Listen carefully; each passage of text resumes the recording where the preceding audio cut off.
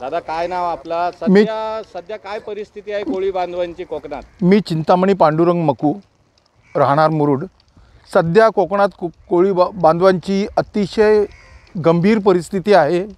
त्यांच्या घरात 2 वेळची चूल पेटते की न पेटते इथपर्यंत त्यांची ही परिस्थिती गंभीर आलेली आहे। गेल्या वर्षीच्या पूर्ण वर्षभर मच्छीचा दुष्काळ होता, पण सरकारकडे अनेक वेळा विनंती करून सुद्धा मच्छीचा दुष्काळ त्यांनी जाहीर केला नाही।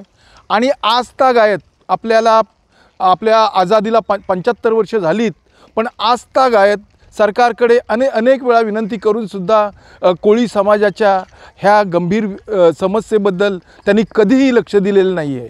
गेल्या वर्षी मच्छीमार बांधवांची एवढी हालाकीची परिस्थिती होती की ते त्यांच्या बोटींची कर्ज देखील फेडू शकले नाहीत, त्यांचा व्यवसायसुद्धा झाला नाही। आणि ह्या आत्ताच्या परिस्थितीत, ह्या 2 महिन्याच्या परिस्थितीतसुद्धा त्यांच्याकडे अनेक समस्या गंभीर आ वासून उभ्या आहेत।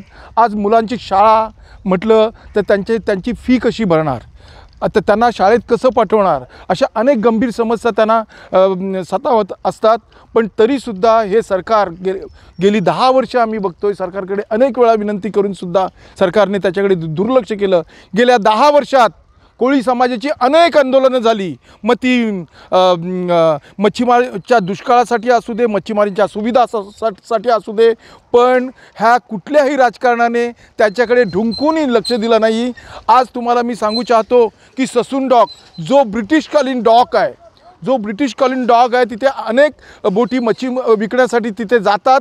तिथे मला शरम वाटते सांगायला की तिथे मच्छीमार लोकांना पाणी पिण्याची सुद्धा सोय सरकार करू शकला नाही। आजच्या तारखेपर्यंत त्यांना पिण्याचं पाणीसुद्धा सरकार देऊ शकला नाही। आणि प्रातःकालीन ज्या विधी असतात, जे म्हणजे संडास बाथरूम म्हणा, जे काय असतात त्याही सुविधा कधीही 75 वर्षाच्या कारकिर्दीत कुठल्याही सरकारने त्यांना त्या सुविधा करून दिल्या नाहीत।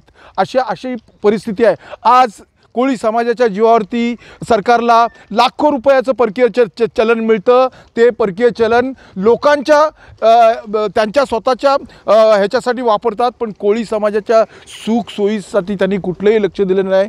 कोळी समाज जो ज्या परिस्थितीत होता त्याच म्हणजे स्वातंत्र्यपूर्वी काळात ज्या परिस्थितीत होता तोही आजही त्याच परिस्थितीत आहे। स्वातंत्र्य आपण 75वा महोत्सव मोठ्या दिमाखात साजरा केला, पण ह्या गोरगरीब जनतेसाठी ह्या सरकारने काही केलेलं नाही आहे। मी तुम्हाला सांगू चाहतो की आज त्यांच्या पोरांच्या शिक्षणाची समस्या आलेली आहे। हे सरकारी शाळा बंद करण्याच्या मार्गावर आहे का तर, आणि सरकारी शाळा जर बंद केल्या तर कोळी समाजाची पोरं कशी शिकणार? कोळी समाजाची मी त्यांचा निषेध करू इच्छितो की जर सरकारी शाळा बंद केल्या तर कोळी समाजाचा एकही मुलगा शिक्षण घेऊ शकत नाही।